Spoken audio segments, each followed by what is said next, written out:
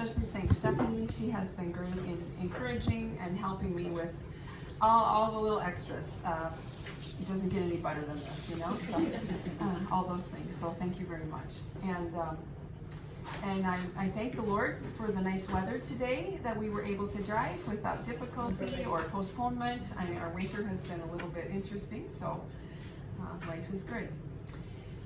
So what is the kind of scientific process of making butter? What happens when we put that cream in that blender, and what's going to go on? So I'll just talk about that for a minute. And as you take cream, you can't make butter from milk. Milk does not have enough fat component in it, so you have to have cream.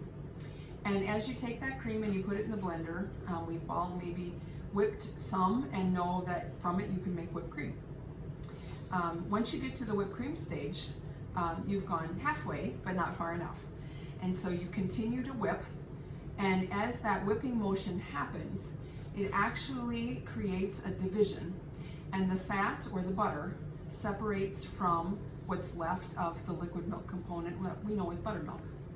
So there's really no waste when you make butter. You have everything. So you save, of course, your butter, but I also save the buttermilk. Now it's very liquid, it's very watery, and you might think, well, this isn't buttermilk, because I'm used to buttermilk being kind of thick and chunky. And the difference is that when you buy buttermilk in a store, it's cultured, like yogurt. So thus the thickness. Mine is uncultured. I can thicken it if I add just a little bit of vinegar.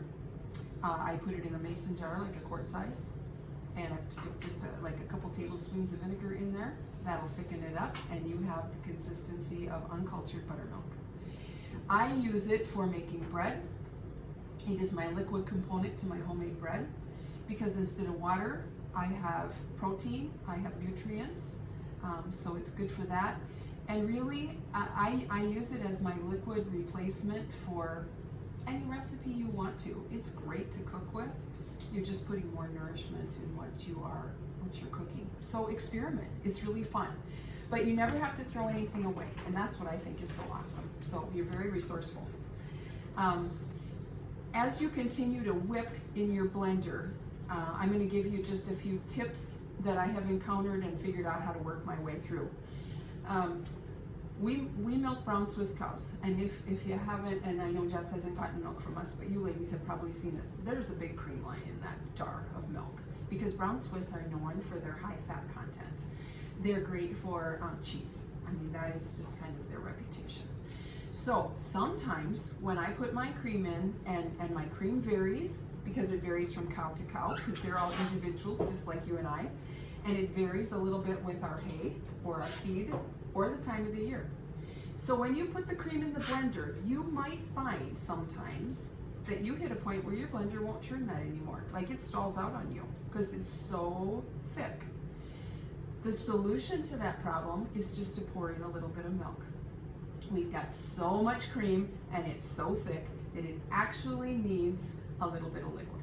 So if you encounter that little stopping point, don't be discouraged. It's not a problem. You just put some milk in there until your blender will continue to whip. All that's going to happen is in the end process, when we press the buttermilk out of the butter, you're just going to press it back out. So, no problem. Now, I want to tell you a little difference between salted and unsalted butter. I sell butter, and I have some people who've gotten in the habit of asking for unsalted. Perfectly fine. I can make butter without adding salt. I just want to tell you the reason for the salt, and that it actually is an advantage. And I use Mediterranean sea salt when I salt mine, so you're having a healthier salt. And I don't use a lot. I use probably the minimum. But the purpose of the salt is actually a preservative and to add shelf life to your butter. So when you're making butter, if you have a mind to add the salt, I would use the higher grade, like the pink Himalayan sea salt, and you can decide, you know, as you make it, what tastes good to you, how much you want to add or not add, completely up to you. But I will tell you that the more buttermilk or the more liquid you press out of your butter, and by adding a little salt, you're going to have a little longer life with your butter. your butter will have to be refrigerated because it's not pasteurized at this point. So you're going to want to store it in the fridge. If you store it on the countertop, it probably will only last for you, I'm going to say 24 to 48 hours, and then it's going to turn rancid because it hasn't gone through all of that stabilization and pasteurization process like the butter that you buy in the store. But you're also going to find, if you compare this to, I just read an article on 10 brands of butter, and it started with the worst, like worst in terms of hard, not spreadable, not as palatable, no flavor, down to the best. And what you're going to find is that you're going to have butter that is creamy, very spreadable, great flavor, and you made it yourself. You're going to have that feather in your hat. So, all right. Any questions about any of that or anything that yes, Jamina? So since I'm taking this class, does that mean I'm not qualified to take part? Not at all. You can do whatever you want to. No judgment, no pressure whatsoever. And of course, some of my promotion is, of course, we sell the cream. So yep, yes. So we sell the half-gallon jars of cream, and they're $12 a gallon. This is all inclusive in your fee for the class, so you're not buying extra cream today. It's part of the deal.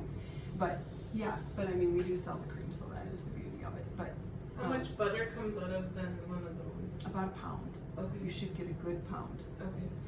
And I also brought with me today, I had mentioned it in the handout, but I don't know that anybody cared to venture this far. But I did bring a butter mold so that you could just see what they're like and you know, just feel of them, so that if you care to buy one, you have one here that you can just kind of play with. They're on. I bought mine on Amazon. I think I can get a 2-pack for about $17. They wash up great. And I'll go through this process with you too at the end, but when I pack butter in here, and Steph is my wonderful helper to pack these up for me, I use a spreader or something a knife, whatever, to really smush the butter down in there nice and hard so you have a good solid stick. And the nice part of doing this is because then when you're ready to use it yourself, you turn it out of the mold. I wrap mine in wax paper, Jamina's gotten mine, or parchment paper. And then I throw it in a Ziploc bag and throw it in the freezer. And when I need it, I grab it, and I have my stick of butter that I can use for baking already in a measurable state. I don't have to worry about trying to scoop it out of a container or whatever. That's how I started. I thought, oh, life has to get easier than this. So learn as you go, right? So anyway, that's a butter mold that is certainly an option. And I find that refrigerating them about 24 hours is a really good thing. I mean, if I make it in the afternoon, I just leave it in the fridge till the next morning. And then it's fairly easy then. By that time, they're pretty hard, and you can just press them out of there. And you can do whatever you want with them. I just wrap mine because I find it easier to handle them that way. I wonder what would happen if you froze it with that mold. Or if there'd be Yeah, too much air. I don't know. I think it would probably be fine because they have they come with a lid. So when I put it, you bought one? Yeah. So when I put it in the fridge, I put the lid on it. I just stack up. I have about 6 of them now, and I just stack them up and turn them out the next day, and it works great. How long does? Oh, sorry. Go ahead. How long does this keep in the freezer? How long does raw butter keep in the freezer? Well, the information I found online, I don't really know myself because I blow through it. So I've never had it in the freezer for any real length of time. But on the information online, it was like 3 months, about 3 months. So I've been buying butter for a little while, and I've never had any, and I've forgotten a bag in the freezer. Oh yeah, and I've never had it in my recipe. It's always been good. Works fine. Yeah. I don't. I'm sure a few months would not be a problem, and maybe it's beyond that too. I don't know. Like I said, you just go through it. We bought butter before from Hy-Vee and had it in the freezer for a year. Sure. And it's still good. Yeah. I think it's good. And again, putting a little salt in there is probably a little bit helpful too in getting a little longer shelf life out of it. Another supply that you'll need here, and we'll embark on shortly, is cheesecloth. And I want to talk about cheesecloth for a minute because cheesecloth matters. So I find Walmart has really cheap cheesecloth, I mean cheap is in terms of quality, and I don't buy mine there. So this came from Runnings. I love their cheesecloth. And you can find the weave, this is number 357. I'm not exactly sure what that means, but they have a tighter weave, and you'll get to take cheesecloth home with you. So you'll have something to start with. So this is part of your deal too. But get a tighter weave cheesecloth, and you'll get the feel of it today, and you'll understand by the end of today why. Because if you get a looser, wider woven cheesecloth, and you're gonna press that buttermilk out, you can imagine that your butter's gonna press right out too. So a tighter weave cheesecloth, a nice higher brand. This is called Norpro, but this is really good. I love this stuff, and I got it at Runnings in their like home preservation and canning section. So that is a good thing. All right, the other thing I have, and we'll just take turns using this. This is a wire mesh strainer. If you don't have one, or some kind of wire, tighter strainer like this, I would encourage you to get one.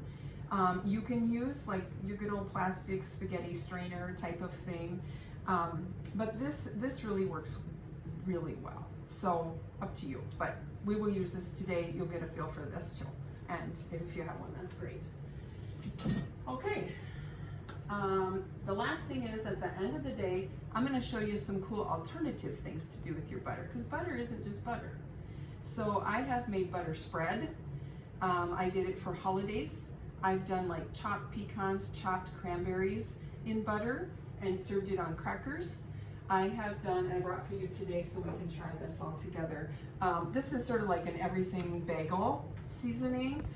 It's called Mediterranean Urban Sea Salt. It's a McCormick product. I love this stuff. But throw a little bit of this in your butter, spread it on crackers as a fun snack, or something special. I've done this on paper lace doilies. Set the nice big round cracker with the spread on it in front of on the top of the plate, and with a little thing of apple cider before we start our meal, just to dress it up. Very simple.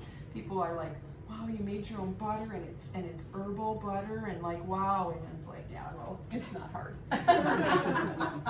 But hey, if we can wow them, that's good.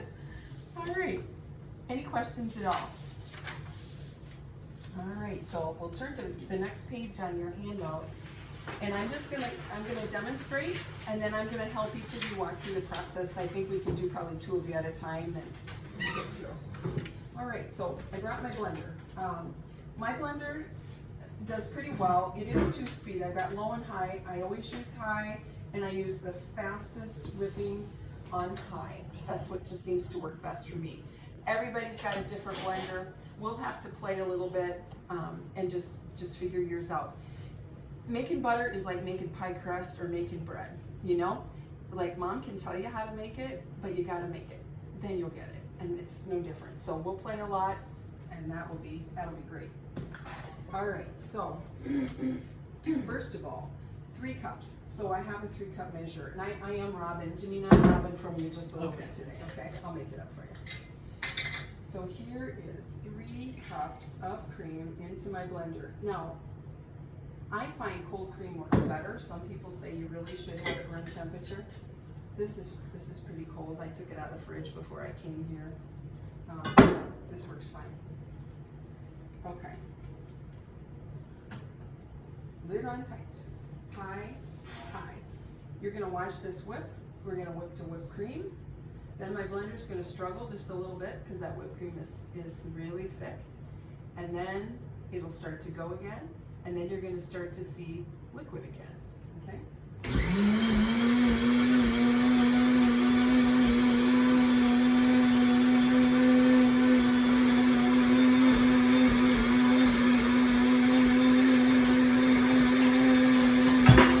All these things out before we get all scrubbing in.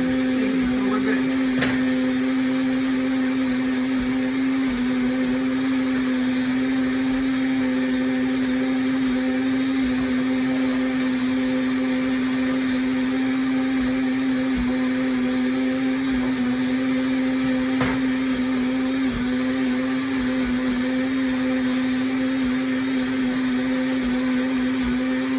Cheesecloth is going to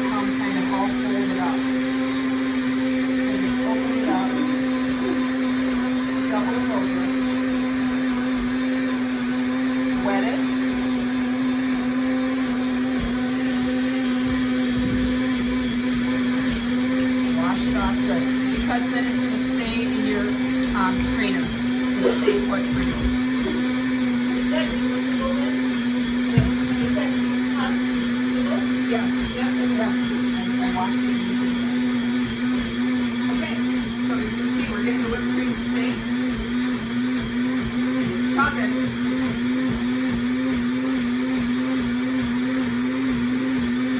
See it now, and you can watch.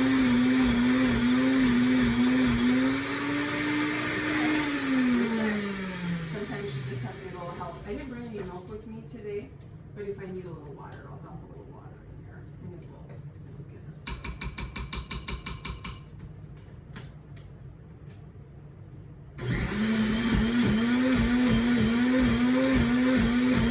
Sometimes I get by pulsing it.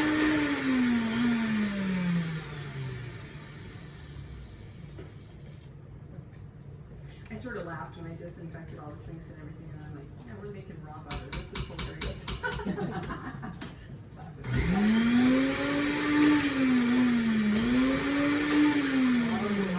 good cream.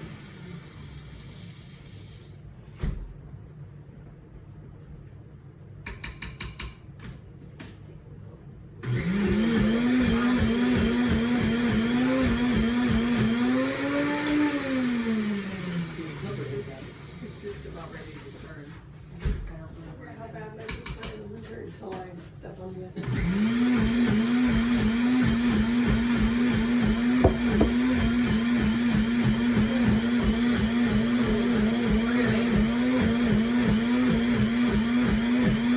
You can already tell we're not as whipped creamish as before. We're in the turning process right now. Now you see the water. So you see everything. Now I'm going to stop for just a second. I want to show this to you. Okay. You can see the butter and you can see the buttermilk. Okay. And then I encourage you to go just a little longer. Okay, so once you hit that spot, it's good. It's very good. It's not perfect. Count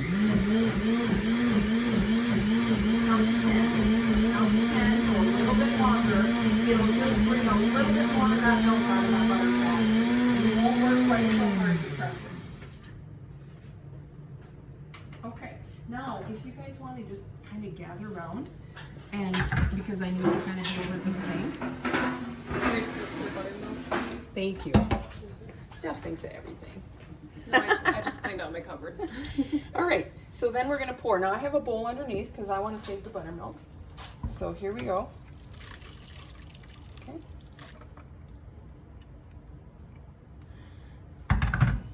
Scrape the rest of it out of there. You don't know how nervous I was about this. I was like, Lord, please let this work like it does at home, right?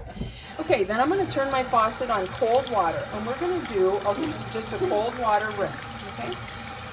So I'm gonna gather up my cheesecloth, and I did a really generous piece. I'm probably not quite this generous at home, but wash my hands here, and I'm gonna gather this up, okay? And I'm just gonna squish it. You see how I'm just kind of driving that extra milk out of there? But I'm not dragging the butter out because I've got a nice tight cheesecloth. Okay? All right. Now, I want to save my buttermilk, so I'm just going to set that aside. Okay. I've got nice cold water here. Cold is the key. We know butter is very temperamental with temperature. And I'm going to rinse it so that I can rinse the rest of the milk out of the butter and press it out. And this is exactly how I do it. I just double over that cheesecloth, run a little water on it. At home I have a faucet that sprays, and I think the one over there does too. And that works a little nicer. You can just spray it. Just work that cold water through it. And you'll know when you have enough of the milk pressed out, because you just won't see as much of it come out of there.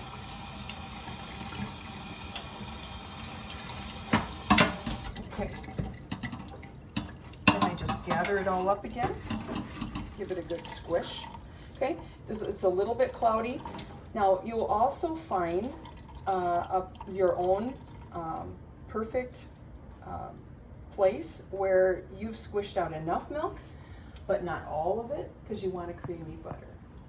So if you squish out a lot, you're gonna find if you squish out too much, you're gonna find your butter is more like flaky and not that nice, creamy, smooth butter. So, okay.